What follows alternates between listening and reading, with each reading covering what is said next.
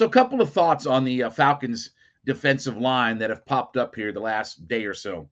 So, we saw that Eddie Goldman is now coming out of retirement, and the Falcons are signing him. Okay. Um, Kind of scratching my head here about what happened with Eddie Goldman. Now, look, is Eddie Goldman a game changer, different things like that? No, but he is a nice rotational piece. I mean, he is a guy that he's got the size, right? 6'3", 325 pounds. You know, he's had some success. He's obviously been a starter a lot. So you could put him in the rotation. Is he really productive? I mean, he was a few years ago, but the last couple of years, he's only grabbed, 2021 was the last time he played, half a sack that year. 2019, he had one sack. He didn't play in the COVID year. I don't know if it was because of injury or what have you, but so again, this is just a depth piece that maybe we were a little bit more excited about come the beginning of last season, that maybe he could help out before we saw that Taquan Graham kind of jumped up forward, because we didn't know exactly what he was going to be. And anybody that we can line up next to Grady that's a bigger body and help Grady Jarrett out, okay.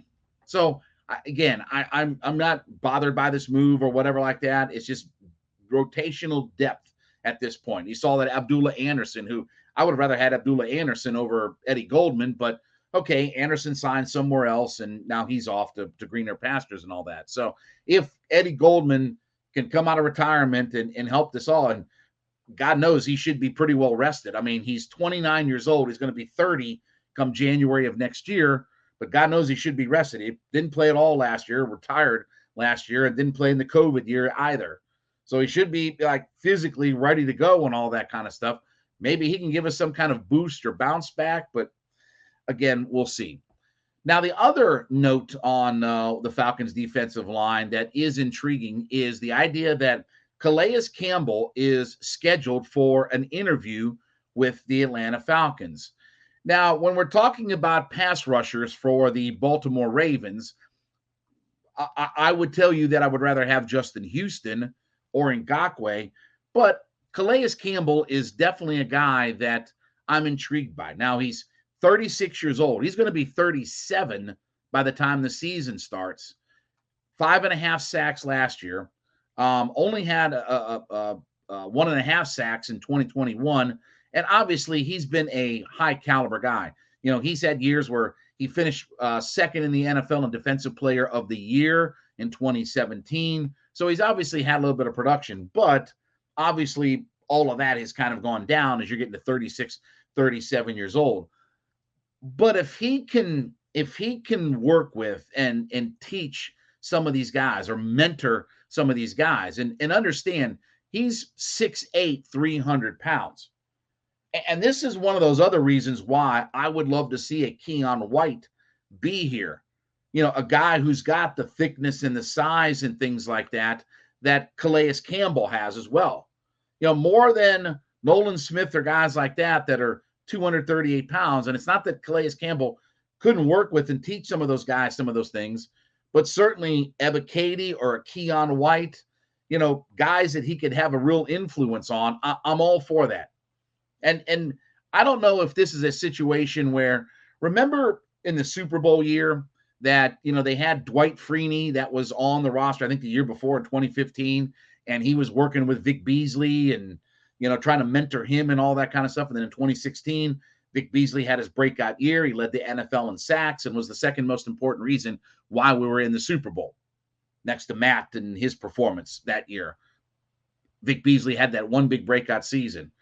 And for all of Vic Beasley's, you know, faults and warts and different things like that, even a guy who could get you 7 or 8 sacks, I'd kill for that right now. Like somebody who could consistently get you 7 or 8 sacks right now. But be that what it is. But again, I don't know if this is going to be a situation where Calais Campbell looks at an organization like the Falcons, and he's going to have some suitors out there.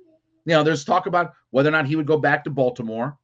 But my preference would be if I could have some of those older defensive guys, and not that Ngakoue is all that old, he's 27 years old, but I would certainly much rather roll the dice, honestly, on a Justin Houston or an Ngakoue first and foremost, where you could line one of those guys up and just come right off the edge and in a rotational role and things like that and see what kind of production that they have.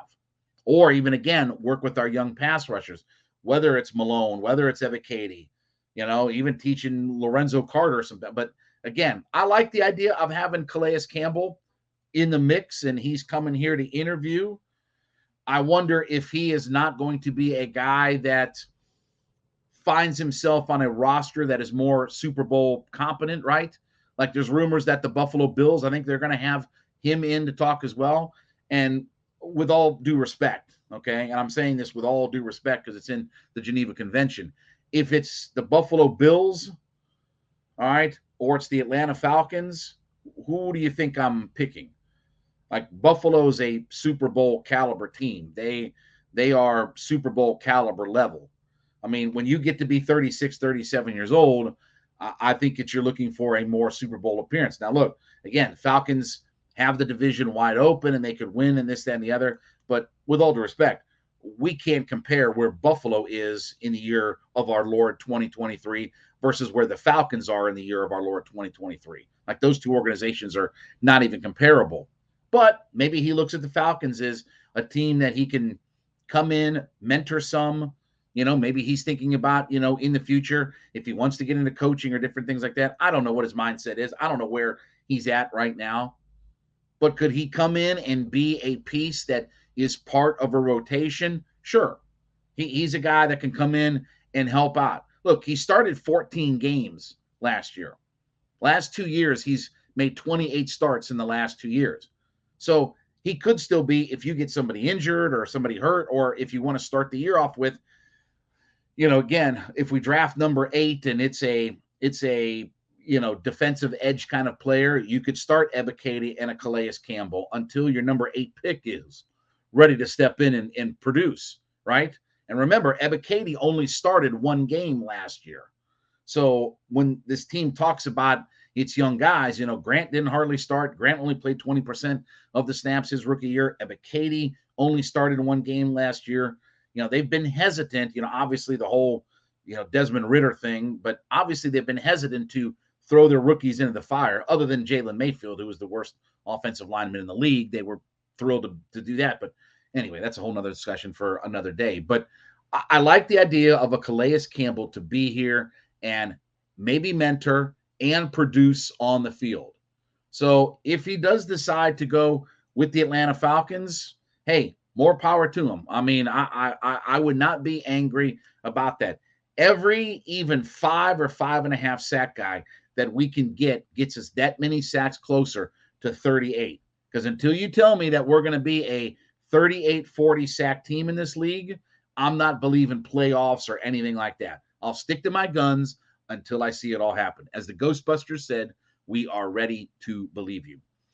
All right, well, thank you so much for making Hittin' Hard with Jon Chuckery your first listen every day. Make sure you make Locked On Sports Today your second listen. Biggest stories of the day, instant reactions, big game recaps, and the take of the day. Of course, they are for free on Odyssey, YouTube, wherever you get your podcasts from.